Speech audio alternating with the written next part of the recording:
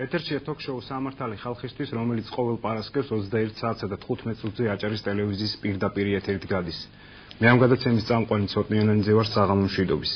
არჩევნები ყველაფერს ვერ შეცვლის, მაგრამ მის გარეშე არაფერი შეიცვლება დემოკრატიულ სახელმწიფოში. რა შეცვლის საპრეზიდენტო არჩევნები ჩვენს ქვეყანაში? როგორი საარჩევნო გარემოში აირჩევს საქართველოს ახალ პრეზიდენტს? რამდენად თავისუფალი და სამართლიანი საარჩევნო გარემოა დღეს? საჭიროებს თუ არა იგი ცვლილებებს? დღეს ჩვენი გადაცემა თქვენთან ერთად და გადაცემის სტუმრებთან ერთად საუბრობთ საარჩევნო გარემოზე. თქვენ შეგიძლიათ ეკრანზე მითითებული ნომრის მეშვეობით დარეკოთ პირდაპირ ეთერში და თემის ირგვლივ დაუსვათ კითხვები ჩვენი სტუდიის სტუმრებს. ხა წარმოგიდგენთ სტუდიის სტუმრებს აჭარის ტელევიზიის თბილისის ბიუროდან ლეიბორისტული პარტიის ერთ-ერთი ლიდერი და ამავე პარტიის პოლიტიკური მდივანი გიორგი გუგავა, თემურ ჭანტურიშვილი, დემოკრატიული მოძრაობა ერთიანი საქართველოს ბათუმის ორგანიზაციის ხელმძღვანელი, უმაღლესი საბჭოს წევრი კოალიცია ქართული ოცნებიდან ალექსანდრე ჩიტიშვილი, ერთიანი ნაციონალური მოძრაობა აჭარის უმაღლესი საბჭოს წევრი ეკატერინე თარგამაძე. დიდი მადლობა მინდა გადაგიხადოთ გადაცემაში მონაწილეობისთვის. პირველი კითხვით თბილისის ბიუროსთან გადავალ. მოგესალმებით ბატონო გიორგი, კიდევ ერთხელ დიდი მადლობა გადაცემაში მონაწილეობისთვის. თქვენი პარტია და თქვენ მუდმივად პედალირებდით საქართველოში მახინჯ სამართლებრივ გარემოებაზე. სამწუხარო ტექნიკური პრობლემაა. თქვენთან გადმოვალ ბატონ თემურ, ჩვენ აუცილებლად დავუკავშირდებით მოგვიანებით თბილისს. თქვენც ასევე ერთ-ერთი პარტიის წევრი ხართ, რომლებმაც გუშინ ერთობლივი განცხადება გააკეთეს საქართველოში საარჩევნო გარემოს გაუარესების გამო. რაში ხედავთ პრობლემას? არის თუ არა სამართლიანი და თავისუფალი სივრცე არეალი სათამაშო თქვენთვის, როგორც პოლიტიკური პარტიის ერთ-ერთი წარმომადგენლისთვის? მოგესალმებით ქალბატონებო და ბატონებო, მივასალმები მაყურებელს. მართლაც და მე ვფიქრობ ყველაზე მტკივნეული თემა არის დღეს პოლიტიკურ ასპარეზზე. შეუძლებელია იმაზე საუბარი დღეს, რომ რაღაც გაუმჯობესდა ახალი ხელისუფლების მოსვლის შემდეგ საარჩევნო გარემოს გაუმჯობესების მხრივ. მე ვისაუბრებ კერძოდ ჩვენი პარტიის შესახებ და იმის შესახებ თუ რა მდგომარეობაში არის დღეს პარტია ამ მიმართულებით. თქვენ რომ თქვენი პარტია და ხელისუფლების კონკურენტები არათანაბარ პირობებში იმყოფებიან დღეს წინა საარჩევნო კამპანიის წარმოების პროცესში? რა თქმა უნდა. რაში გამიხატებენ? პირველი ის რომ შოკის მომგვრელი იყო ჩვენთვის, მიუხედავად იმისა, რომ კანონი დადგენილია ის, რომ ნაციონალური მოძრაობა არის ერთ-ერთი გამარჯვებული პარტია, რომელმაც გარკვეულწილად ხმები დააგროვა და წაიღო, ყველამ ძალიან კარგად იცის რა პროცესიც იყო ეს არჩევნების დროს და რამოდენიმე მილიონი დოლარი მიეცა ნაციონალურ მოძრაობას იმისათვის, რომ გააგრძელოს თავისი პოლიტიკა, გააგრძელოს ის თავისი გენერალური ხაზი, რომელსაც ერქვა ქვეყნის ტერიტორიების დაკარგვა, ხალხის პატიმრობაში მასიურად ყოფნა, იქ მათი წამება და ასე შემდეგ და ასე შემდეგ. არ გავაგრძელებ, იმიტომ რომ მე ვფიქრობ ბრალეულობა ვისი ამ შემთხვევაში ბატონ თემო?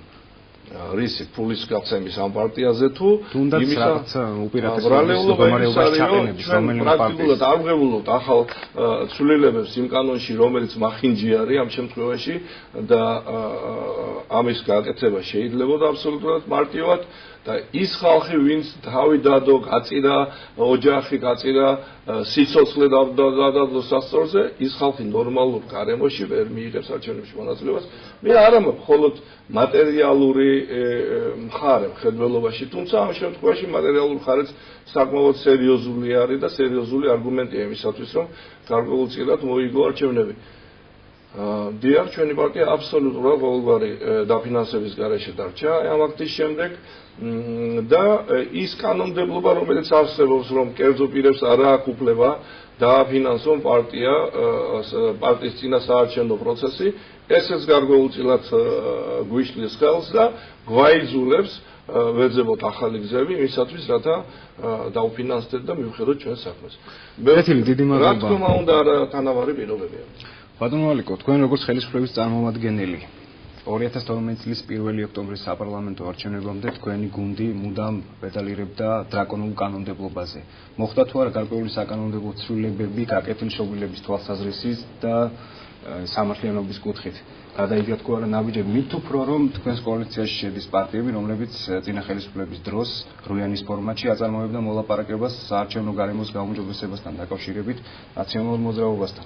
თუმცა მოგახსენებთ პირველში იმას რომ მე ბატონ თემურა მაინც ვერ გავიგე რატომ გაუარესდა გარემო, თქვა თუ არ შეიცვალა ხება თქვა მას შეიცვალა, მაგრამ რატომ გაუარესდა მაინც ვერ მივხვდი ეს ერთი და როგორ შეიძლება ბატონო თემურა როგორ შეიძლება ვილაპარაკო გაუარესებაზე მაშინ როდესაც თქვენ ხომ ისეთ როგორი არჩევნები მოვიგეთ ჩვენ. თქვენ ხომ ისეთ რომ ჩვენ ყველასულ ორი კომისიის წევრი ყავდა, ორი კომისიის წევრი ჩვენ შევძელით ამ უთანასწორო ზოლაში, როცა ჩვენ გვდენი და როცა ყველა ნაბიჯი საზღვრებული იყო სოდი, კუდი, როცა ჩვენი აქტივისტები აყავდათ, როცა ეს სახალხო კონტროლის პალატა იბარებდა ადამიანებს და ელემენტარული შემოწმების გულზე ჩაგრავდა ადამიანები, რომლებიც იჯდნენ საპატიმროებში მოდი მას ვილაპარაკოთ რომ დაგადაღებული იყო მთლიანი ანგარიშები ჩვენი პარტიის და ამ უთანასწორო ზოლაში ჩვენ გავიმარჯვეთ, მაინც მოვიგეთ, დავდეთ ბეჭერზე ნაციონალური მოძრაობა. თქვენ თქვენ ლაპარაკებით გაუარესებაზე, რა გაუარესდა? მაგრამ ნაციონალური მოძრაობა პროპორციული 40% დააგროვა და დღეს ორი კომისიის წევრი ყავდა და 20% მომპარეს, ცოტნე. მე ყოლება 6 წევრი, ვერაფერს აღარ მომპარავს ვერავინ. გამიგე? არის მოპარვის შანსები? ეკა, მოდი და 20% წაღებულია, მოპარულია კომისია, ჩვენ ძალიან ბევრი დავიჭირეთ. ყაბი პასპორტები ძალიან ბევრი დავიჭირეთ. რომელიც ადამიანები კოჰაბიტაციაში ამ ხალხთან რომელსაც მომპარათ რომელსაც კოჰაბიტაცია მოდი ასე ვთქვათ რა თქვია კოჰაბიტაცია რა თქვია თანამშრომლობა მომისმინეთ ამ ხალხმა მას დღესდღეობით ნაციონალურ მოძრაობას გვინდა თუ არ გვინდა თუ ჩვენ ვილაპარაკებთ კანონის დაცვაზე მიიღო ის ხმები ჩვენ იძულებული ვარ გავუწევთ ანგარიში იმ ხალხს რომელსაც მის ამათ ბატონო ალეკო თქვენ ახსენეთ ხმების მოპარვა რომელიც არის სისხლის სამართლის დანაშაული მოხდა თუ არა ამ ფაქტების სამართლებრივი შეფასება გამოძიებაა და შესაბამისი კვალიფიკაცია რაზეც თქვენ საუბრობთ 2012 წლის 1 ოქტომბრის საპარლამენტო არჩევნებზე იმ დარღვევებზე რაც თქვენ აღნიშნეთ წეღან ეს არის სისხლის სამართლის კანონმდებლობის ბატონო თქვენ კარგად მოგესწრებათ რომ სასამართლო ისევ არის ის სასამართლო რომელიც აქამდე იყო პროკურატურა აქამდე არის ის რომელიც აქამდე იყო ამიტომ შეიცვალა ბატონო ალეკო უფროსი განზომილი ხო ველაშვილი ეს თავი არა მოდი ესე გავაკეთოთ რა ცვლილებები იქნება სულიად მე ვფიქრობ რომ ძალოვან სტრუქტურებში პროკურატურაში სასამართლოებში აუცილებლად მოხდება ცვლილებები მაგრამ ერთი ხელი დათმის საკადრო ცვლილებები პრობლემას უქმნის სამართლიანობის აღდგენას თუნდაც ამ კონტექსტში თუმცა თქვენ დღეს ისევის პროკურორები ან დიდი ნაწილი პროკურორების არიან ვინც თქვენ გაგეშვათ ციხეში ვინც 1000 ადამიანი გაუშვათ ციხეში ხო ისევის ხალხია პროკურორში ანუ ცვლილებები დაიწყება დაიწყება აუცილებლად დაიწყება ცვლილებები სამართლებები დაიწყება მოდი ყველაფერს თავისი დრო და ადგილი აქვს მოდი ჩვენ თუ იმას გავაკეთეთ რაც გაკეთეთ ნაცნობრივად თავის დროზე მოვიდა ხელისუფლებაში და წიხლებით გამოყარა ხალხი პროკურატურიდან სასამართლოებიდან სამსახურებიდან და ჩვენ თუ იმავეს გავაკეთეთ მაშინ სახელ და გვარი შეიძლება საკავშირო მეგედი იქნება რაღაც პეტრიაშვილი და არაფერის პროგნოზი აღარ შეიძლება ხო ბოლო ჩვენ მივაღწიეთ იმას რომ ცხოვრებაში პირველად არჩევნებით შევცვალეთ ხელისუფლება და ამას ანგარიშნა გავუწიოთ რომ კანონმდებლობა საქართველოში მოვა ჩვენს მერე სხვა ხელისუფლების სხვა ძალა მოვა რომ არჩევნები უნდა იყოს უსამართლიანი ვიდრე იყო დღეს ის ხალხია ბატონო ალეკო ამ თემას აუცილებლად დაუბრუნდებით თბილისის სტუდიას დაუკავშირდებით ბატონო გიორგი მოგესალმებით დიდი მადლობა გადაცემაში მონაწილეობისთვის თქვენ და თქვენი პარტია მუდმივად აღნიშნავთ რომ ძალიან რთული მდგომარეობაა საარჩევნო კამპანიის წარმოების თვალსაზრისით და გვინდა აგვიხსნათ ჩვენ და ტელემაყურებელს რაში გამოიხატება სირთულე არჩევნების კამპანიის წარმოებისა და თქვენ რას ხედავთ შემაფერხებელ ბარიერებს რაც ჩვენს კანონმდებლობაში და ზოგადად პოლიტიკურ ნებაში არსებობს მოგესალმებით გმადლობთ სტუდიაში მოწვევისათვის მე პირველად ვარ თქვენ ток-შოუში ფერფედნიერი ყოფილიყოს მოგესალმებით თქვენ სტუმრებს ტელემაყურებელს და მე მინდა გამარჯვება უსურვო ჩემ ქვეყანას ჩემს აჭარას ჩემ ხალხს ეხლა რაც შეეხება ეგრეთ წოდებულ საარჩევნო კანონმდებლობას, საარჩევნო გარემოს, რომელიც შექმნილია წლების მანძილზე, ატარებს დრაკონულ ხასიათს და რომელიც ორლესული מחვილივით იყო სააკაშვილის ხელში, რათა ტოტალურად გაეყალბებია მრავალგზის სხვადასხვა არჩევნები, როგორც საპარლამენტო, თვითმმართველობის, საპრეზიდენტო არჩევნები და სწორედ ერთ-ერთი ასე ვთქვათ რეჟიმის დასაყრდენი იყო სწორედ ის არჩევნო გარემო რომელიც უზრუნველყოფდა მართველი დამნაშავე ძალის ხელისუფლებაში მუდმივად ყოფნას დღეს რა ვითარება ამ თვალსაზრისით ბატონო გიორგი დღევანდელი ხელისუფლების წარმომადგენლებს დღევანდელი ხელისუფლების წარმომადგენელი კრიტიკის ქარცეცხლში ატარებდნენ და აცხადებდნენ, რომ ეს არის დრაკონული კანონი, რომ ამომრჩეველთა სიები გაბერილია მინიმუმ მილიონი ამყალბი ამომრჩევლით, მკვდარი სულებით.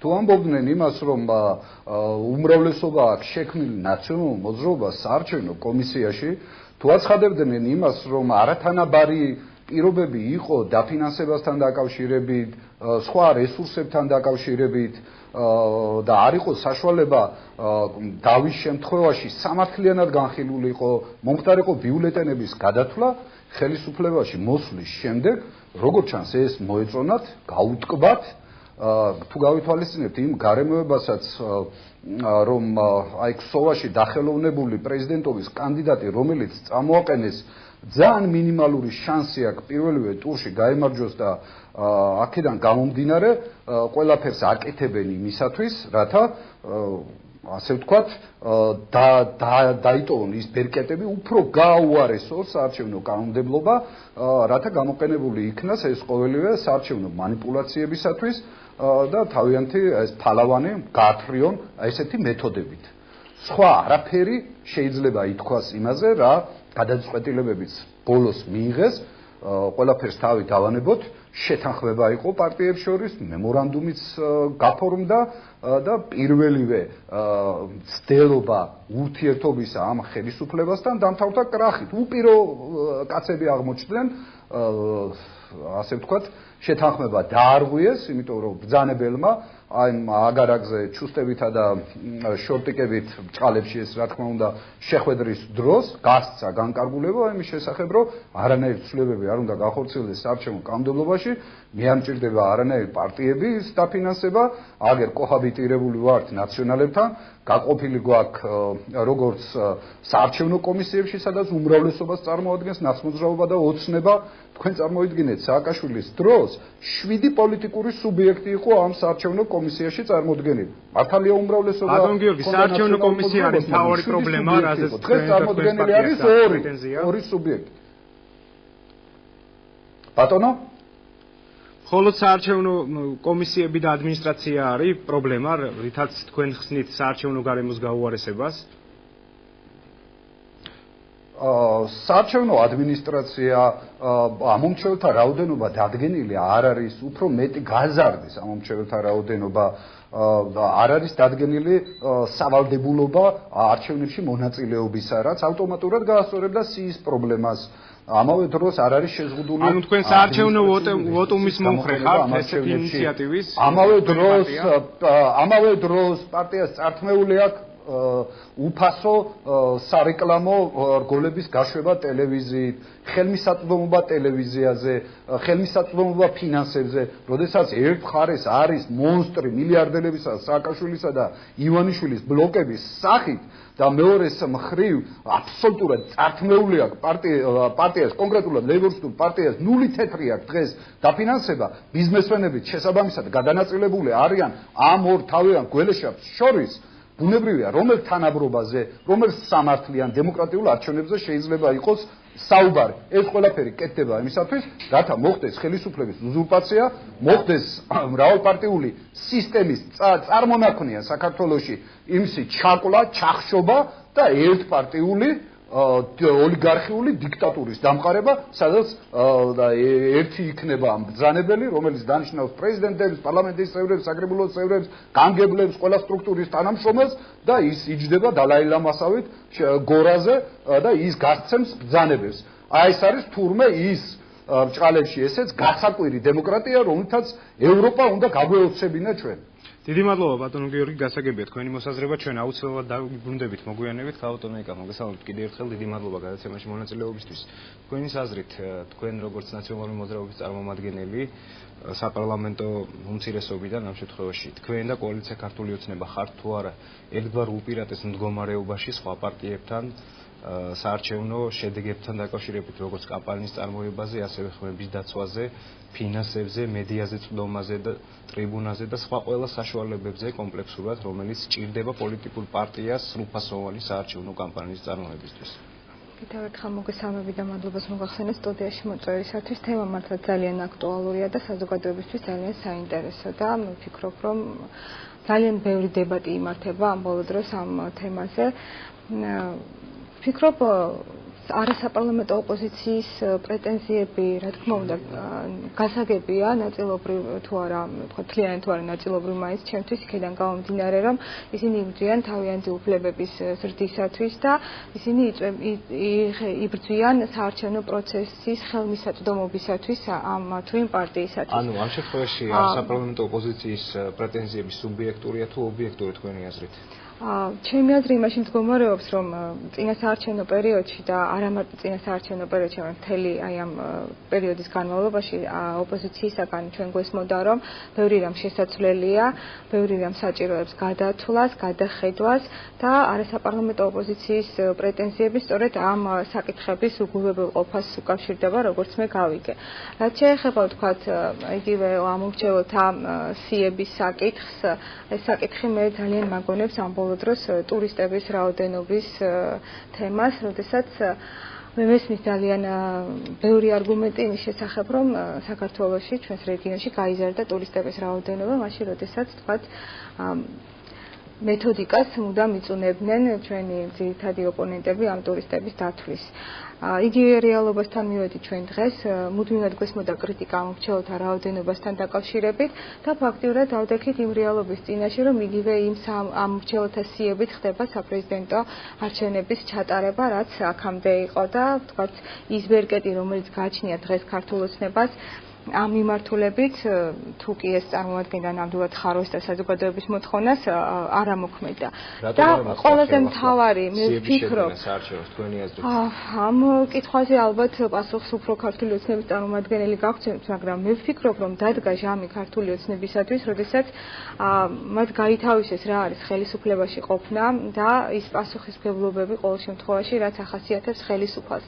ძალიან ნადვილია გვერდიდან კრიტიკა, ძალიან ნადვილია გვერდიდან მოვლენების დადებით და უარყოფით მხარეებზე საუბარი, როცა ხარ მთავარი მოთამაშე და მთავარი გმირი, შენზე სხვა პასუხისმგებლობებია და ყველასათვის სასიამოვნო ქმედებებს ვერ ჩაიდენ ნამდვილად და ყველა საზოგადოების ფენისათვის და მით უმეტეს ესეთი ჭრელი საზოგადოებისათვის მისაღები ვერ იქნები და სწორედ ამ რეალობის წინაშე დადგა დღეს მე ვფიქრობ ქართული ოცნება. უკავშირდება ქართული ოცნება არ იყო მზად ხელისუფლებაში მოსასვლელად თუ გასგულისხმობით ქვეტექსტის გარეშე ბრძანება. ქართული ოცნება რამდენად იყო ხელისუფლებაში მოსასვლელად მზად ეს ამის შემდგომ განვითარებულ მოვლენამ ნათლად დაგვანახა მოვლენებმა. მე ვფიქრობ, რომ მიუხედავად იმ იმპულსური ქმედებებისა, რაც ახასიათებდა თქვა იგივე საარჩევნო პერიოდში და მანამდე ქართულ ოცნებას, რეალურად ისინი მართლაც ვერ აღმოჩნდნენ ხელისუფლებაში მოსვლისათვის მზად, ვინაიდან ბევრი ნიუანსი არის დაკავშირებული, ბევრი ნიუანს ახლავს თან გაურკვევლობა და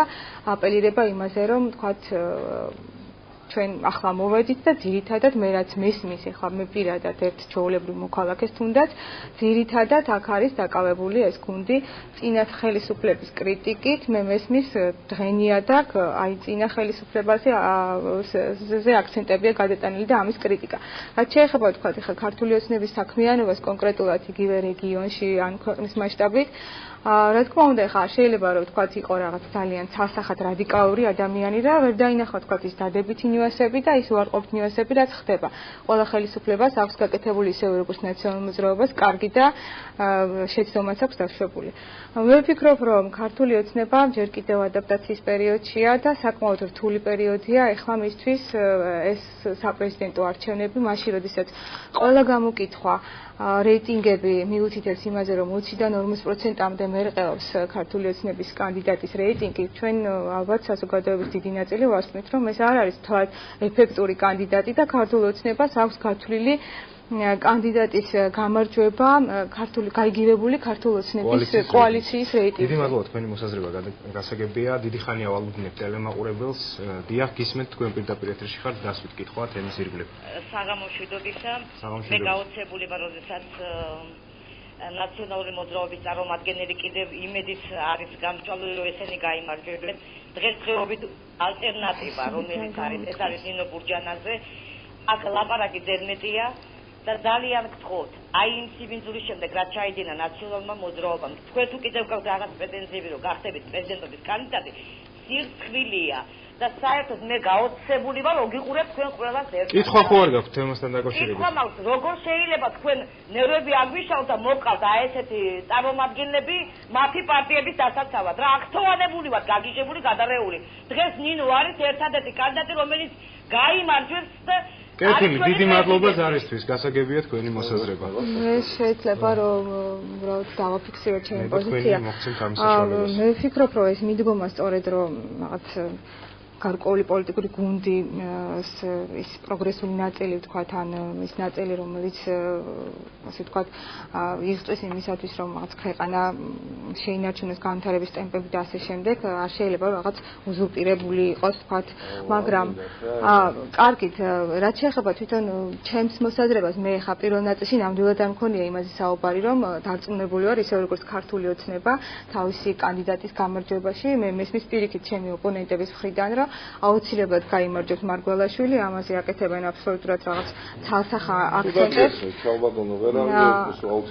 არა, თვითონ ოცნების მხრიდან მესმის ეს არგუმენტები და გაოცებული არ, იმიტომ რომ ეს გადასაწყვეტია ქართველი ხალხის, მე ვფიქრობ და ამიტომ ხა აქ წინასწარი პროგნოზების გაკეთება. ბევრი რამ აბატიათ რომ გაწყვეტიოთ, მაგრამ ძალიან ზედმეტი მოგდით. მე გიცნობ თქვენ როგორც გარკვეული ინტელექტუალური ადამიანი გაემიჯნეთ იმ პარტიას რომლის წევრიც ბრძანდებით თქვენ ამბობთ რომ პარტიაში გარკვეული წილი ხალხის პროგრესულად მოაზროვნეა გვაჩვენეთ რომ თქვენ პროგრესულად მოაზროვნე ხალხი არ იზიარებთ იმ პოლიტიკას რომელსაც ატარებდა სააკაშვილი და მისი დამნაშავე გუნდი თქვენ პიროვნულად გაემიჯნეთ მაგ პარტიას და გვაჩვენეთ რომ არის ჯანსაღი კონტინგენტი ამ პარტიაში მე ვთვლი რომ ეს არის დამნაშავეების პარტია რომელიც აწამებდა ხალხს თქვენ ნამდვილად არ გაქვთ უფლება ილაპარაკოთ ხალხის ინტერესების შესახებ მაშინ როდესაც მარხავდით ხალხს იმ ასფალტის ქვეშ რომელსაც აგებდით ბათუმში და ასე შემდეგ და რა ფასად არის ის გაკეთებული რასაც რაღაცად წარმოადგენთ ის მოგკითხეთ ჩვენ იმ ხალხს ვინც გადაიტანა თქვენი წნეხი და მთელი ქვეყანა რა დღეში ყავდათ როგორ შეიძლება რაღაცაზე საუბარი პოზიტიურზე ნაციონალური მოძრაობის მხრიდან გაემიჯნეთ თუ თქვენ ხართ ის ადამიანი რომელსაც კეთილი გასაგებია ის კივილი შესაძლოა მიცეთ და შემდეგ ბატონ ალექსანდრესთან მაქვს კითხვა არაფერი უბრალოდ მე ისე დასტურებად თემებს ჩემ პატივისცემას და ასევე ვთვლი რომ საზოგადოებაში ერთი აზრი არ შეიძლება რომ არსებობდეს ესე რომ დიდი მადლობა ისევ ტელემაყურებელია დიახ გისმენთ თქვენ პირდაპირ ეთერში ხართ დასვით კითხვა მე ნამდვილად დამშაგრეთ ბატონო ანუ დიახ გისმენთ ანუ მოგესალმებით საღამოშვიდობის ვესალმებით თქვენს სტუდიებს მე ახლა მოვისმინე ჭანტურიშვილის განცხადება რომ რაღაც უნდა დატოვო და ცოტა რასტიკოს სად უნდა წავიდეს ნაციონალებს ეს თავისი ბიოგრაფია ხო არ დავიწყდა ეს რომ აბაშიძის მოძოგი რო იყო და დაძებდა ძალიან გთხოვთ კორექტულობისთვის გასაგებია თქვენი პოზიცია გასაგებია თქვენი პოზიცია დიდი მადლობა ზარისთვის ბატონ თემურ გაძლევთ შესაძლებლობას უპასუხოთ სად უნდა წავიდეს ნაციონალები რო დატოვოს და არა მე არ მithქვია რომ ნაციონალები დატოვოს და წავიდეს მეთქი მაგრამ იმ პოლიტიკას უნდა გაემიჯნოს და იმ წარსულს რომელიც იყო ჩადენილი ამ ნაციონალური მოძრაობის მხრიდან და გაემიჯნოს იმ ხელმძღვანელებს მაინც რომელ კანდიდატზე საუბრობთ თქვენ ბაქრაძეზე საუბრობთ რომელიც ამართლებდა იმას რასაც ჩადიოდა სააკაშვილი რასაც აკეთებდა და რასაც აგზელებს ამ ქვეყნის დაქცევას იმის გუნდის წევრი ბრძანდებით მე ვფიქრობ რომ გაემიჯნეთ იმ პოლიტიკას შეგმენით იმ თქვენ პარტიაში რაღაც ბირთვი იმისა რომელიც ადიზიარებს იმ კვლელობებს იმ ხალხის დაჭერებს წამებებს არც ერთ თქვენთაგანს არ გამოგიხატავთ ჭივილი იმ ჩადენილისა რასაც განიცდის დღეს ხალხი დიდი მადლობა ისე მორიგი ტელემაყურებელია ბათუმ ალიკო დიახ გისმენთ ეთერში ხართ რას ვიტკითხვა მაგრამ გრანდულ დღეს სამადლობა იმაზე რომ ისეთიანები რომლებიც ნაშრომებად უძახდნენ და იმედად თავ ჩაღუნული უნდა იყვნენ მაგიტაც დღეს ლაპარაკებია უფრო მეტად შემოგვიყვება სამადლობა ერთ უბრალო ადამიანს არჩევნების წინ გაგიწევდები თუ ასე მონაცრებობდნენ ორი შვილის დედა გერნილები არიან და ესენი უდანაშაულები არიან ესენი ქვეყანაზე ფიქრალი ხალხი არიან ბოდიში ქალბატონები დიდი მადლობა თქვენი მოსაზრებისთვის ზარისთვის ბატონო ალიკო პირველი რაც მინდა გითხოთ წეღან ბატონმა გიორგიმ საუბრისას აღნიშნა რომ ქართულმა ოცნებამ გადახედა იმ კანონმდებლობას რომელსაც დრაკონს უწოდებდა ოპოზიციის გადასახედის მხრიდან მაგრამ ხელისუფლების გადასახედის მხრიდან ეს მოიწონა და დატოვა არის თუ არა ეს ასე ბატონო პირველში მოდიში მე შეგეძლოთ ბატონო გიორგი რომელ პარტიას წარმოადგენს ლეიბორისტული პარტიის პოლიტიკური მდივანი გახლავთ რო იყო მაგრამ კიდევ პარტიაშია მე ვიცი რომ პარტია მარტო თლაშვილაშვილი და ყველა წამოვიდა პარტიიდან გიორგი მაინც პარაქალამის ერთგულებასო დარჩა კიდე სერგო შალვანთლაშვილთან მინდა გითხრათ რომ რაღაც ბატონი გიორგი ლაპარაკოს მისი მჭრელობა ცნობილია საქართველოში არანაკლებია ვიდრე მისი ლიდერი შალვანთლაშვილის მე ვფიქრობ აჯობა კიდე შალვანთლაშვილის თავის გამოწვევში მაგრამ მინდა გითხრათ რომ ეს ბატონი გიორგი ლაპარაკოს არის ლეიბორისტული ეს კომპლიმენტია თუ იყოს ლეიბორისტული პარტიის წილი რომ აძაგოს ყველა ეს ის პარტია რომელიც წლების განმავლობაში იყო ოპოზიციური პარტია და წამყვანი პარტია ასე რომ ვთქვა რომელმაც დაუთმო სააკაშვილს თავის დროზე საკრებულო ქალაქ თბილისში და ამით მისცა მას ასე ვთქვათ კაბინეტში რომ გამხდარიყო შემდეგ საქართველოს პრეზიდენტი ის პარტია რომელიც შევიდა პარლამენტში და ღებულობდა ხელფას მაგრამ პარლამენტს არ ესწრებოდა ეს პარტია რომელიც მუდმივად ოპოზიციაში იყო უბრალოდ ქონდა ყოველს თანხა და ეს თანხას არ ქონდა არანარიცის ეს თანხა მოაკლდა ამიტომ არიან გამწარებულები რომ თანხა არ აქვს და თანხა ცხოვრობენ მხოლოდ სრულებების არგაფორციელება რას უკავშირდება მოდი ახლა მოდი ჩვენ ვართ 6 პოლიტიკური ძალა კოალიციაში ჩვენთან ყველაზე მეტად ის რაოდენობაში ვართ ქართული ოცნება დემოკრატიული საქართველო მაგრამ არასდროს რაღაც გაფლოსხებულობთ ჩვენ ანუ ხელის აწევით იმიტომ რომ მეტი ვარ და საქმე არ გაგვიტანია ჩვენ გვიღებული პრინციპი არის კონსენსუსი ანუ როცა ყველა პარტია უნდა იყოს თანახმებაზე რაც ვაკეთებთ ეს კონსენსუსი ვერ იქნება მიღწეული იმ შეხვედრების დროს. ერთად პარტია ქრისტიანდემოკრატიული პარტია. კაპიტან ნინო ხალი მოაწერა, მაგრამ მე აღნიშნა რომ გარემო მომჟღავნე. ანუ ორი პარტია იყო ეს პარტიები, მესამე პარტია იყო მწვანეთა პარტია, რომელმაც თქვეს რომ არ ეთანხმებიან ამ შემოთავაზებებს და კონსენსუსი არ იქნება მიღწეული. ეს არჩევნო შეცვლაზე კონსენსუსი არ იქნება მიღწეული. ეთანხმებთ აგლაპარაკებთ მხოლოდ თანხაზე მეტი არაფერი ცოტნე რა. და მოდი რა, იმ პოლიტიკური პარტიების ერთსულოვნების პრობლემა ხო არ არის კოალიციაში? როგორ არის? ერთსულოვნების პრობლემა არის კონსენსუსის საკითხებს. ანუ ერთი პარტიას ყოფილიყო წინააღმდეგ კონსენსუსი ვერ მიიღწევა და შინ აბსოლუტური კონსენსუსის პრინციპით გასაგებია. თქვენი პოზიცია თბილისს დაუკავშირდებთ ისე. ბატონ გიორგი, თქვენ და თქვენი პარტია აღნიშნავს მუდმივად იმას, რომ საქართველოს ხელისუფლებიანობის პირობებში იმყოფება აქვს თუ არა ორივე ხელისუფლების წარმომადგენლებს, ანუ საპრეზიდენტოს, ნაციონალურ მოძრაობას და ქართულ ოცნებას ადმინისტრაციული რესურსის გამოყენების შესაძლებლობა. საკმაოდ დისკრიმინაციულ მდგომარეობაში ვარ მე და სამწუხარო და ნუ გამომიყვათ სტატისტის როლში აქ მე არ მაქვს საშუალება კომპენსირების საშუალება გვექნება წარმოდგენილი და ეს ბატონი ეს ოლიგარქის პარტიის წარმომადგენელი გამაცალით ერთი თუ შეიძლება ვინ ბატონი ალექსანდრე ჩიტიშვილი ქართული ოცნება დემოკრატიული საქართველო აჭარის უმაღლესი საბჭოს წევრი შეგახსენებთ ბატონ გიორგი ხო, მე მინდა მივმართო ბატონ ჩიტიშვილს. ის წარმოადგენს იმ ოლიგარქს, რომელიც წლების მანძილზე ჯერ აფინანსებდა სააკაშვილის ხელისუფლებას, მანამდე შევარდნაძის ხელისუფლებას, მონაწილეობდა ვარდების რევოლუციაში. იყო მთავარი დონორი და ხელფასის გადამხდელი ამ თავრობისათვის. გახსოვთ ეს თავადაც განაცხადა ბატონმა ივანიშვილმა, რომლის ხელმძღვანელი იყო, ამ ფონდის ხელმძღვანელი იყო დღევანდელი უზენაეს სასამართლოს თავმჯდომარე კუბლაშვილი.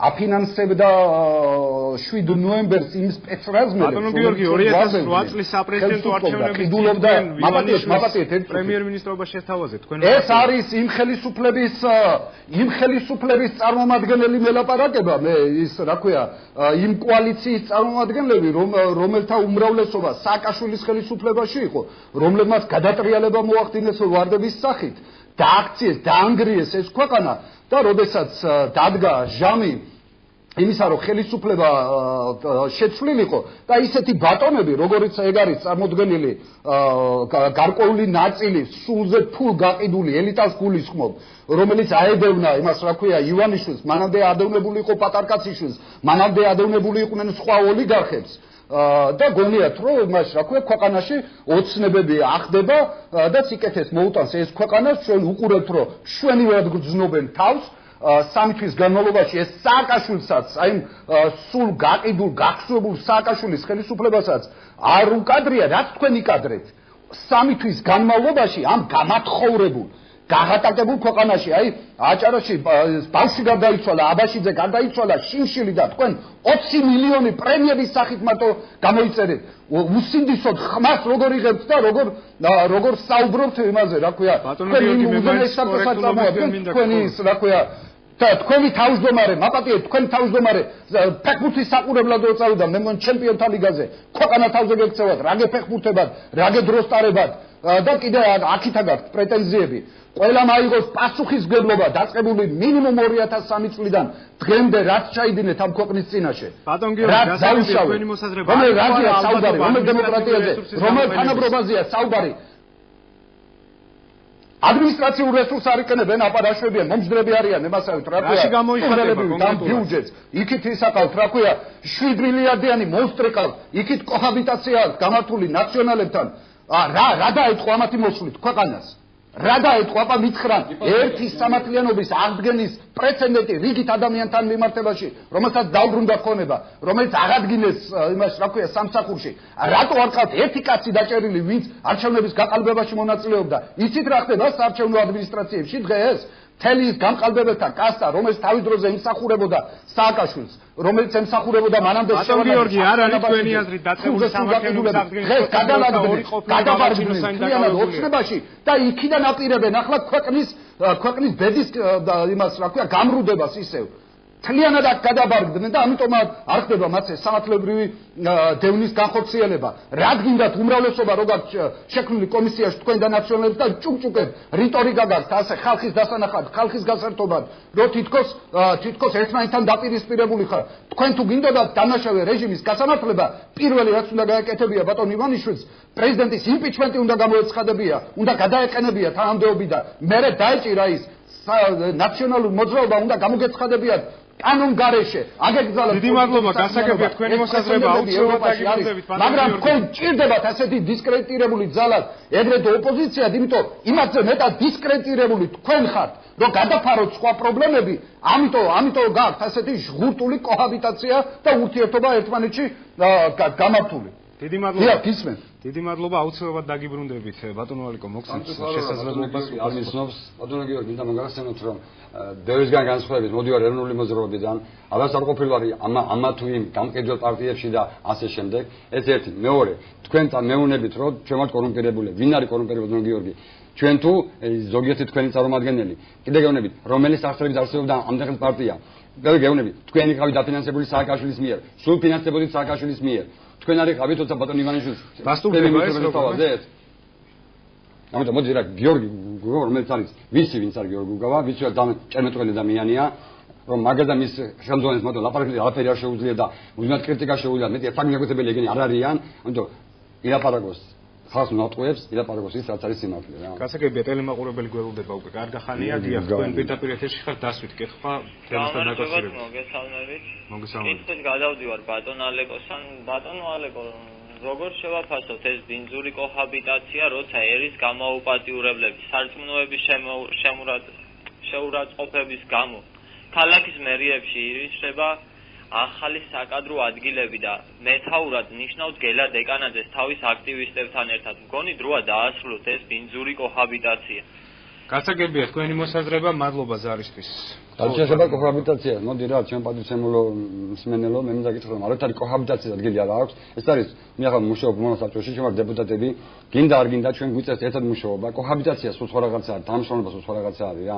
ის არ შეიძლება ქალაქის მერიასაც შეხება, ქალაქის მერია გვინდა თუ არ გვინდა არის თვითმმართველი ერთეული, მე ჩვენ ვერ ჩავერევით ელემენტარულად, სანამ არ იქნება ადგილობრივი არჩევნები. სანამ არ შევიყვანთ ჩვენ ადგილობრივ არჩევნებში, ჩვენი ძალები არ შევლენ სასწავლებლებში. საქართველოს ოცნება და ერთიანი ნაციონალური მოძრაობა კოჰაბიტაციაში არ იმყოფებიან დღეს.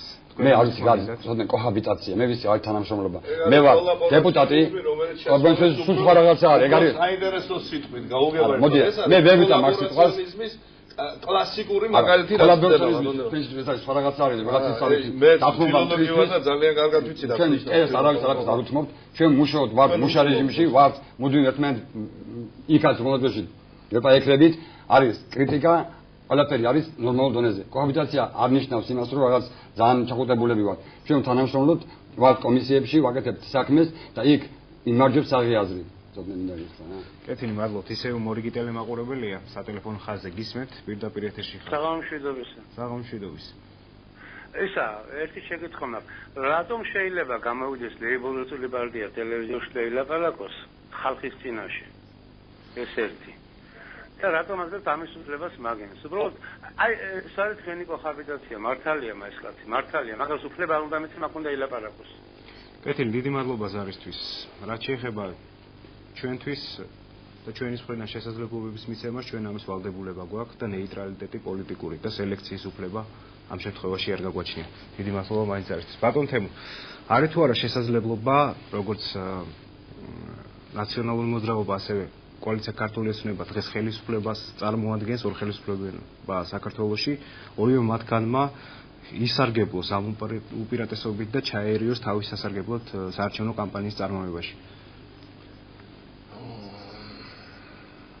შეუძლია თუ არა გააკეთოს და გააკეთებს თუ არა, ეს იყო თქვენი შეკითხვა.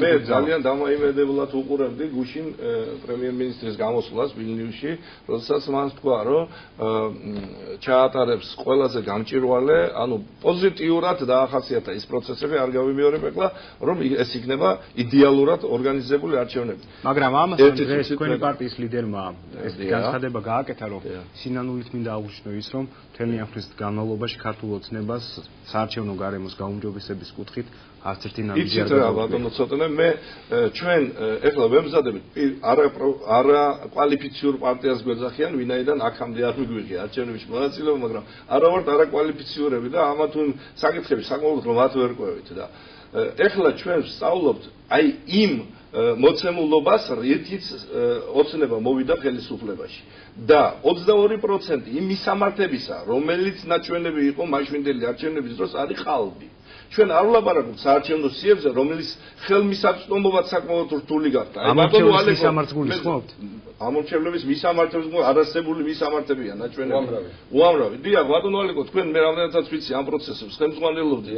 ხო და როგორ აჯამებთ იმას, რომ 22% თუ გნებავთ მე გადმოგიგზავნით იმ მასალას, 22% არარსებული შენობებია შეტანილი თავისი არარსებული ამორჩევლებით. ერთი წუთი რა, ბატონო ალეკო, თქვენგან არც ის გამიგონია მე არასოდეს რომ სამი უბანი არის ქალაქში უმისამართო ხალხი 3000-მდე ამომრჩეველი არის შეყვანილი. ეს ხო ნონსენსია, რომ 3000 კაცი ბათუმში უმისამართო ხმას აძლევდა თავის დროზე. შემდეგ კიდე ბატონო ალეკო. არა, ბატონო ალეკო, ნუ 2995 რა მნიშვნელობა აქვს? დაახლოებით ვლაპარაკობ. მეცაც გეტყვით ბატონო ალეკო, გაუარესებაზე გაგიკვირდა თქვენ, არც ცდილობთ გააუმჯობესოთ საარჩევნო გარემო, არც ცდილობთ ბატონმა ბძანა ცოტნე რომ რვიანში რო იყო შემავალი თქვენი პარტიები, მაშინ ისინი გაგკიოდენ რომ რატომ ღებულობთ ასეთ არჩევნებში საერთოდ მონაწილეობას, როდესაც ასეთი არათანაბარი და უბედური პირობებია. დღეს გაჩერებული ხავთ, იგივე პირობები არის, ანუ ხართ ხელისუფლებაში და აღარ გაინტერესებთ. არის იძახით რომ არ არის კოჰაბიტაცია ნაციონალურ მოძრაობასთან. აბა რა არის ამას რა ქვია სხვანაირად. მე მეცაც გეტყვით, ეს არ არის კოჰაბიტაცია ნამდვილად. ეს ახალი სიტყვა მოგონილი რომ დაებნიათ საქართველოში ხალხი მე თვითონ ფილოლოგმა ორი დღე მეძებე ეგ სიტყვა ლექსიკონებში რას ნიშნავდა. ანუ ეს არის კლასიკური მაგალითი იმისა, რომ იმ ფაშისტურ პარტიას, რომელიც მას დააქცია ეს ქვეყანა, ხელს უწყობთ, რომ მათ გააგრძელონ თავისი საქმიანობა იმ კუთხით რითიც მოიყვანეს ეს ქვეყანა აქამდე. ეს მილიონობის გამოყოფა გასაგებია ტელემაყურებელი გველოდება აქვთ ხო? მიცეთ საშუალება. დიახ, პირდაპირ ეთერში ხართ. გამარჯობათ, ბატონ ჩიტაშვილს ველაპარაკებით. ჩიტიშვილს. ბრძანეთ, დასვით კითხვა. ბატონო ალექსანდრე, შუახევის რაიონში ნაციონალური მოძრაობის ხალხი რო ხავთ დაკომპლექტებული საარჩევნო მარათონში, ლეიბორისტულ პარტიას ნამდვილად კარგი ხალხი ყავდა, მაგრამ შეურაც ყოფილი არასოდეს არ ყოფილა, ფულისთვის არასოდეს არ უმუშავია და ძალიან ხო უჩოდინარების, ვერაკითხვის უჩოდინარები რომ დანიშნული ხავა შუახევში და მოსამსახურე ხალხს უწოდებენ ისეთ რაღაცებს, რომ მართლა არასოდეს არ განმეორებულა ასეთ ხელისუფლებაში. ძალიან ხო დიდი მადლობა, თქვენი მოსაზრება გასაგებია, მადლობ ზარისთვის.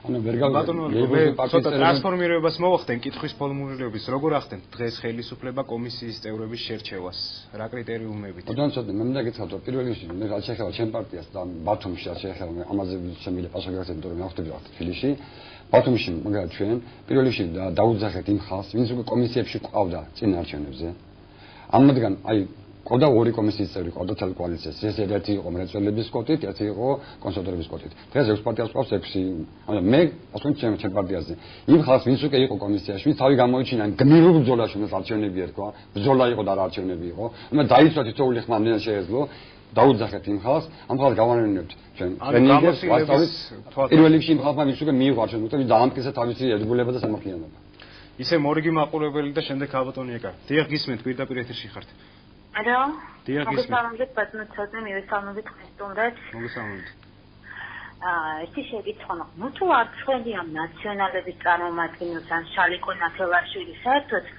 როგორ ამბობენ აზრს მაგათი პრეზიდენტობის კანდიდატია გასაგებია თქვენი მოსაზრება შეკითხვა ხო არ გაქვთ საარჩევნო გარემოსთან დაკავშირებით უბრალოდ მინდა ვთქვა რომ ყველას კონდეს დაფინანსება მხარს უჭერდა ერთადერთ კანდიდატად წარმომიდგენია ქალბატონი ნინო გაწონასწორებული გამოცდილი დამატებები უსულო მადლობთ მინდა რომ ყველას კონდეს დაფინანსება რამდენადაც შესაძლებელი იქნება გასაგებია დიდი მადლობა ზარისთვის ქალბატონი ეკა თქვენი მოსაზრებით რა უნდა ცვლილებები განხორციელდეს საარჩევნო გარემოს კუთხით საკანონმდებლო რეგლამენტაციის თვალსაზრისით და მუშაობს თუ არა ნაციონალური მოძრაობა როგორც საპარლამენტო პარტია ამ კუთხით და რაც შეეხება დაფინანსების საკითხებს როგორ შეიძლება რომ რაღაც გარკვეულწილად მაინც თანაბარ პირობებში ჩავაყენოთ ამ კუთხით პარტიები რომელთაც ყავთ საპრეზიდენტო კანდიდატები 2013 წლის 27 ოქტომბრის არჩევნებში. შეეხება საარჩევნო გარემოს გაუმჯობესებას, ჩემი აზრით პირველ რიგში აქ მედია საშუალებების როლი არის ძალიან მნიშვნელოვანი და იმის გამო რომ ამ პარტიებს არ გააჩნიათ თქვათ პარტიებს რომელთა დაფინანსება არ აქვთ არ გააჩნიათ ამ მრჩეველთან უშუალოდ გადაადგილების მუდმივი შეხვედრების საშუალება, ჩემი აზრით სწორედ ამის ალტერნატივად ერთ-ერთი ძირითადი ალტერნატივად უნდა განიხილოთ ის რომ თანაბარი სატელევიზიო დრო უნდა დაეთმოს ყველა სუბიექტს უფასოდ გამოიყენოს. მე ვფიქრობ რომ უნდა გქონდეს საშუალება იქიდან გამომდინარე რომ ეს როდესაც საარჩევნო სუბიექტები წინა საარჩევნო რეჟიმში არიან ისინი არ უნდა იყვნენ თქვა ერთმანეთისგან განსხვავებული და ამას ნამდვილად მივესალმები რომ ყველა სუბიექტს უნდა გქონდეს თანაბარი სატელევიზიო დრო და შესაბამისად თანაბრად უნდა მიიტანონ მათი სათქმელი თქვა იგივე მოსახლეობამდე ხო რაც შეეხება თავად მოსახლეობას რა თქმა უნდა ის თვითონ განსჯის ვის მისცეს ის ხმა რომელიც მას მინიჭებული აქვს კანონმდებლობით მე ვფიქრობდი რომ დღეს აქ ჩვენი საუბრები წარიმართებოდა იმ დეტალების მიმართულებით როგორც არის იგივე უწყებათა შორისო კომისიის მუშაობა და იქ შესული ცვლილებები იგივე ის საბჭო რომელიც არის ინტერპრაქციული და ის მე ჩემი პოზიცია მაქვს ამასთან დაკავშირებით როდესაც საუბარია უწყებათა შორისი კომისიის თქვათ იგივე ბუკერიას უწყებიდან თქვათ თეა სულგენის უწყებაში გადმოტანაში ანუ უშიშროების საბჭოდან იგივე იუსტიციის სამინისტროში გადმოტანაში ამაში პრინციპულ განსხვავებას ვერ ხედავ ამიტომ რომ აპელირება ამაზე ძირითად შენიშვნები მდგომარეობდა იმაზე რომ ეს იყო პოლიტიზირებული და პოლიტიკოსი ანუ ერთ-ერთი პარტიის ლიდერი პოლიტიკოსი ხელმძღვანელობდა ამ უწყებას რომლის შემადგენლობაშიც ფუნქციონირებდა ეს უწყებათა შორისი კომისია მაგრამ აღმოჩნდა რომ თქვათ ამ ერთ უწყებას მოშორდა და გადმოვიდა მეორეში იგივე იუსტიციის სამინისტროში რომელსაც ასევე ეხლა უკვე სხვა პოლიტიკური ძალის პოლიტიკური ლიდერი უდგას სათავეში და ამ მიმართულებით დიდ პრინციპულ განსხვავებას ვერ ხედავდა მაგრამ ეს ის მინისტრია რომელმაც მაჟორიტარული ოლქი მოიგო იგივე ნაძალადევის რაიონში თბილისში ეს ერთი მუნიციპალიტეტი ერთი საქართველოს ერთი მუნიციპალიტეტის მოსახლეობა ცხოვრობს იქ არსი შეიცვალა თუ არა არსის შეცვლას დიდად ვერ ხედავ თან იმას დაუკვირდებით რომ თქვათ ეს არის მინისტრი კი ბატონო მინისტრი პოლიტიკური თანამდებობის პირია დაგეთანხმებით ბატონო ცოტნე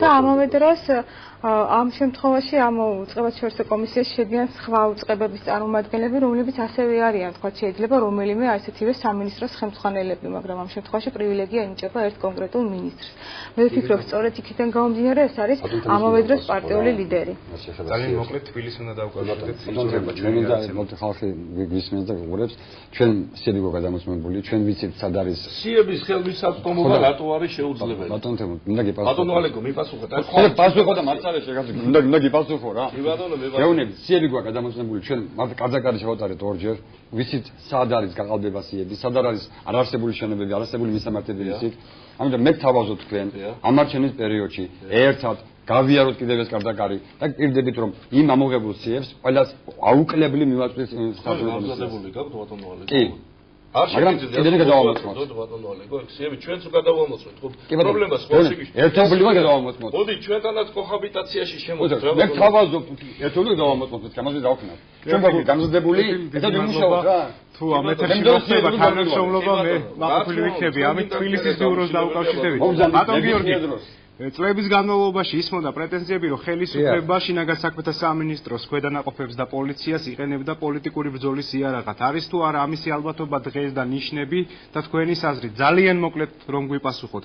როგორ შეიძლება ავიცილოთ თავიდან პოლიციისა და შინაგან საქმეთა სამინისტროს თანამონაწილეობა არჩევნების პროცესში?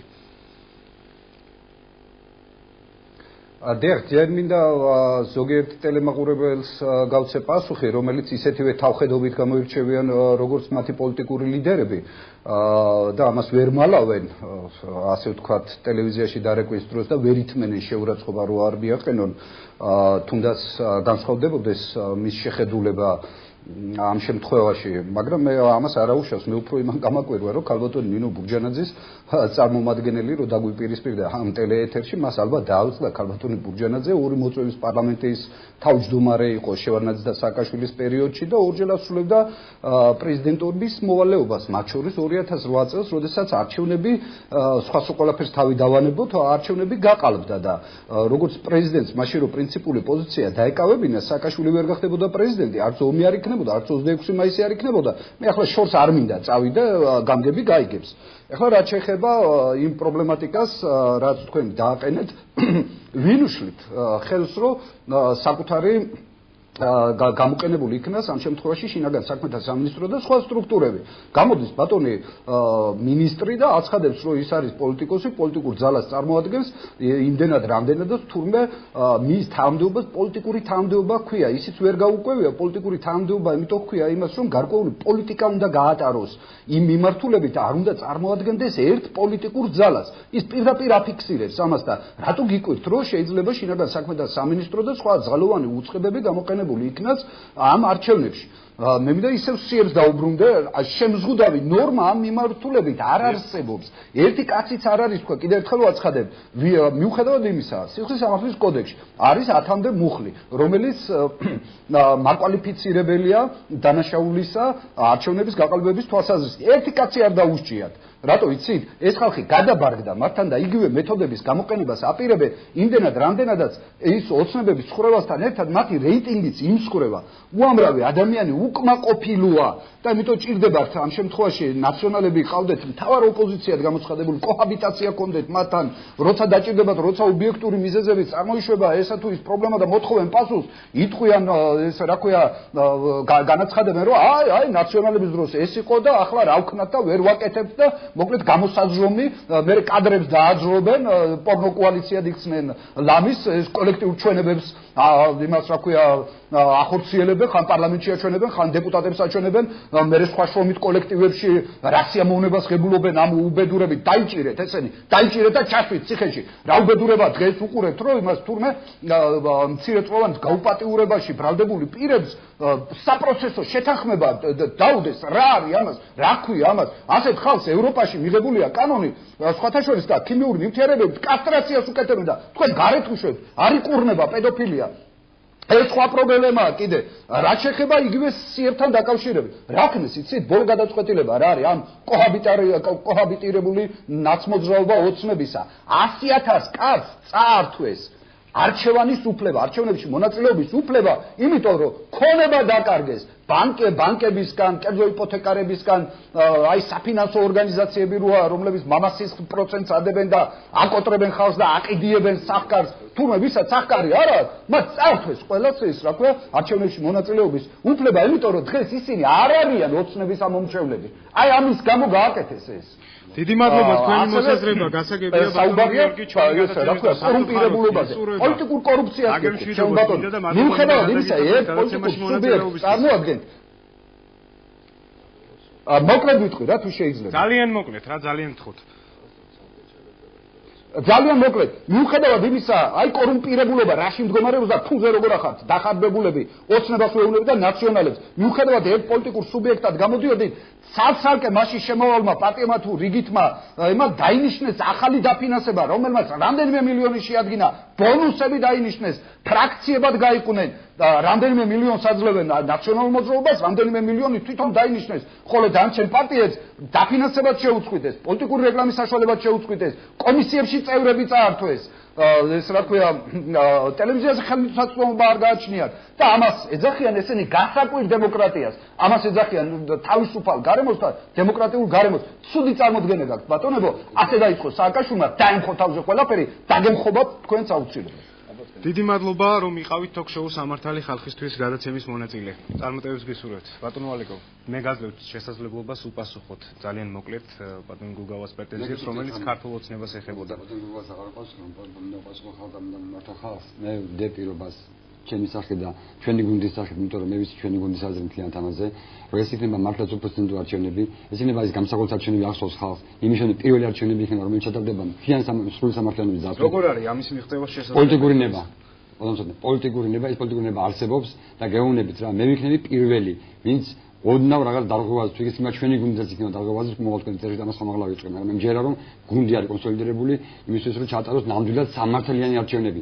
თქვენ ახლა ბათუმელი კაცი ბრძანდებით, ჩვენ მომხმარე კომისარი არის ბათუმელები. აი კითხეთ რა ჩვენ კომისიის წევრებს. არ ვიმეორებ რომ ჩვენ მოგვეხმარეთ. დაიცავით სიმართლე, რაც ობიექტურობა, ეს არის ჩვენი დაბილი მესიჯი ყველა კომისიისადმი. გვინდა რომ ჩატარდეს საქართველოს დამოკრატიული მექანიზმები პოლიტიკური ნების გარდა, იმიტომ რომ ჩვენ მოგვისმენია არაერთხელ დამკვირვებლები, რომლებიც ეყოლება ნებისმიერ პოლიტიკურ პარტიას იმაში. თუ კი ერთი დამკვირვებელი მაინც შეამჩნევს, დაიჟება ნებისმიერი კომისიის წევრი ციგნში წარმოდგენილი. ალბათონო ეკა თქვენ და ნაციონალური მოძრაობა რას აკეთებს ამ კუთხით? თავისუფალი ნების გამოვლენის ხელშეწყობისთვის, შედეგების არ გაყალბებისთვის და ყველა სხვა სათანადო ზომის დაცვისათვის. ხო, მე და შორიდან დავიწყებ, ჩვენ გახსოვს საქართველოს პერიოდი, როდესაც აი იგივე კომუნისტების რეჟიმი, ეგრეთ წოდებული საბჭოური პერიოდი, შემდეგ შევარდნაძის რეჟიმი, ასლან ბალაშიძის დრო, როდესაც არჩევნები მთავრდებოდა 100%-იანი შედეგით ერთი პარტიის სასარგებლოდ. დროთა განმავლობაში მიღწეული იქნა ის შედეგი, რომ პარტიების პროცენტები თქვათ გადანაწილდა და აღიარებული იქნა, რამდენიმე თქვათ პარტია იყო უკვე და მრავალპარტიული, ასე თქვათ, საკანონმდებლო ორგანოები მივიღეთ და ბოლოს დადგა შედეგი 2008 წლის საპარლამენტო არჩევნებს ბევრმა პარტიამ ბოიკოტი გამოუცხადა. დიახ, გამოუცხადა ბევრმა პარტიამ ბოიკოტი, მაგრამ იყო პერიოდი, როდესაც ბოიკოტის რეჟიმში, თქვათ, რამდენიმე პარტია თანაზღაურებასაც ხებულობდა, წეღანაკ იქნა ნახსენები, ესეთ პერიოდებიც არსებობდა საქართველოს.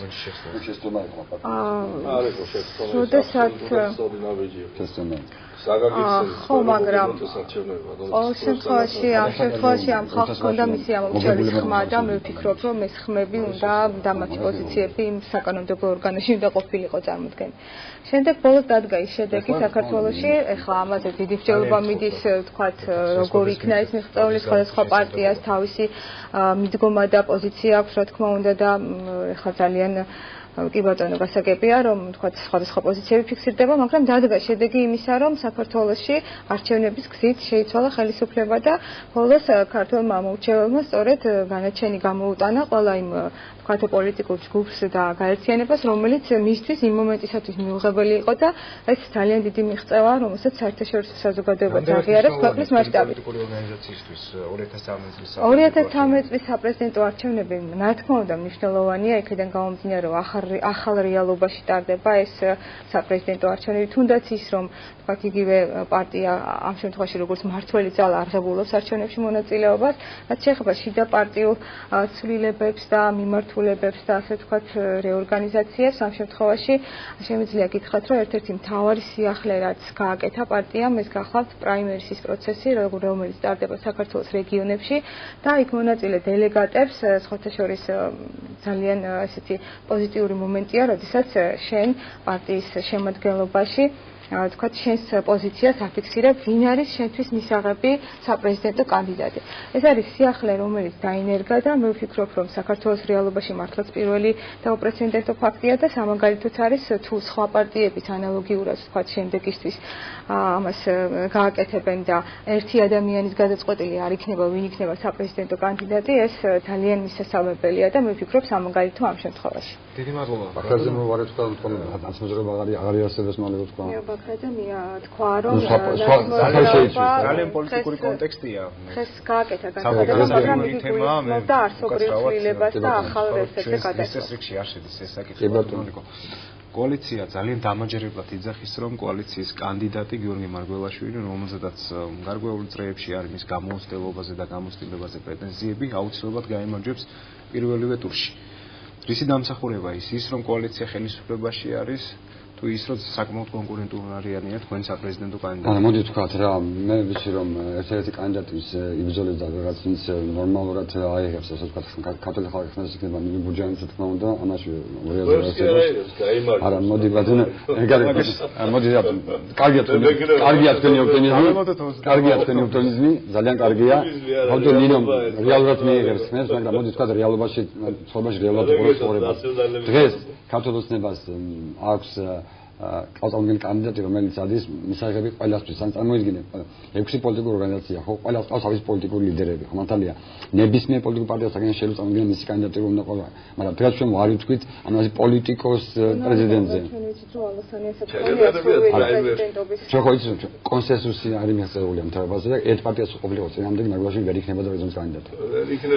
მარგველაშვილი არის პიროვნება, რომელიც არის ინტელექტის სავსე, აქტიოს ნებისმიერ ადამიანი, ქართველი კაცი, განათლებული ამას მიცემს ხმას თელი საქართველოს და ასე უნდა მოქმედდეს ფაქტორიც, რომ ეს არის ქართული ოცნების კანდიდატი და არ არის თქვათ ბატონო ალეკო, ჩვენ წინა გადაცემაში პრეზიდენტობის ერთ-ერთ კანდიდატთან ქალბატონ ნინო ბუჯანაძესთან ინტერვიუის დროს მან განაცხადა, რომ კარგი იქნება ქვეყნისთვის პრემიერად ბიზინა ივანიშვილი და პრეზიდენტად ნინო ბუჯანაძე. ამ შემთხვევაში იქნება თუ არა თქვენთვის დისკომფორტი, რომ გაიმარჯვოს იმ კანდიდატმა, რომელიც არ იქნება კოალიციის. ბატონო, პასუხოთ, გულწრფელად პასუხობთ რა.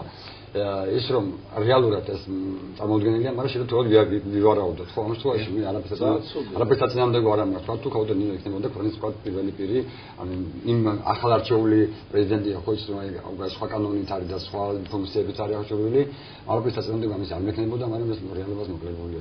პრობლემა ვინ იქნებოდა ეს პრეზიდენტი, ჩვენს მნიშვნელობა არ იქნებოდა, მაგრამ რეალურად მე ვიცავ ჩემს ინტერესებს, ჩემი კოალიციის ინტერესებს და ვიბრძოლებ იმისთვის, რომ მარგველაშვილი იყოს პრეზიდენტი საქართველოს. კაცებები, დიდი მადლობა ბატონ თემურ.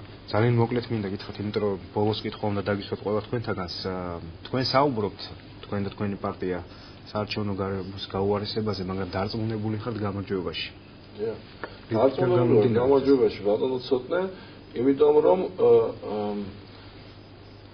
საპირწონე არ არის ქალბატონ ნინოსი ის დანარჩენი კანდიდატები, რომლებიც წარმოადგენენ ამან თუ იმ პარტიას. მე გამიკვირდა ხო. თქვენს ამ მოსაზრებას იზიარებს ქართველი ამორჩევლები?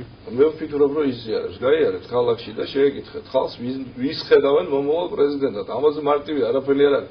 არ არის NDI მაგას არ ჭირდება და IRI თქვენ შემოგევლეთ. გაიარეთ ბათუმში და NDI-ც არის ბათუმელები და IRI-ც არის ბათუმელები. IRI და NDI. ხო და თქვენ თუ იმის არ გჯერავთ და ამას დაიჩემეთ, მანდა მაინც რომ ალტერნატივო კანდიდატი, ალტერნატივო ამ დედამიწის ზურგზე ბატონო ალეკო არავინ არ არსებობს. ხო და გამომდინარე აქედან იმაზე დიდი გამოცდილება, რაც ქალბატონ ნინოს აქვს, საგარეო პოლიტიკისა, არავის არც ერთ კანდიდატს არ აქვს, იმაზე დიდი გამოცდილება სახელმწიფოს მართვის, არც ერთ დიდი მადლობა პროპაგანდაში გეთვლები. გავაჩერე პროპაგანდისტულ მანქანას ამ შემთხვევაში ელემენტარული რამ მინდა ვთქვა, რომ იცით რა არის ვაცალოთ ამომრჩეველს. რა თქმა უნდა. ვაცალოთ ამომრჩეველს და ყოველგვარი ზეწოლის გარეშე, როგორც თქვენმა ლიდერმა თქვა, ისეთი არჩევნები ჩავატაროთ. და ვნახოთ ვინ გაიმარჯვებს. ვნახოთ ვინ გაიმარჯვებს. ბატონ თემურა. დიდი მადლობა. ხალხმა ერჩიოს. ბოლო კითხვა უნდა დასვა სამწუხაროდ იწურება ჩვენი გადაცემის საეთერო დრო. ქალბატონისგან დავიწყებ თუ ჯეტონები არ იქნებით წინააღმდეგი. რადგანაც მედია დაწესებულებაში ვართ და ვსაუბრობთ არჩევნებზე. დღეს რა მდგომარეობა ამ თვალსაზრისით არის პოლარიზებული, არის გახსნილი ყველასთვის, თუ არის რაღაც კიდე კორექტირებების შესატანი პოზიტივისკენ. მე წეღანათ აღნიშნე და გავიმეორებ, არის მედია საშუალებების მრავალფეროვნება საქართველოში და ხელისუფლებამ უნდა უზრუნველყოს ის, რომ საეთერო დრო და პარიტეტი უნდა იქნეს დაცული პარტიებს შორის, რათა არ მოხდეს უპირატეს მდგომარეობაში რომელიმე პოლიტიკური გაერთიანების ჩაგდება, რომელმაც უნდა მიიღოს არჩევნებში მონაწილეობა. ეს ხედავთ თუ არა დღეს ეს არჩევნები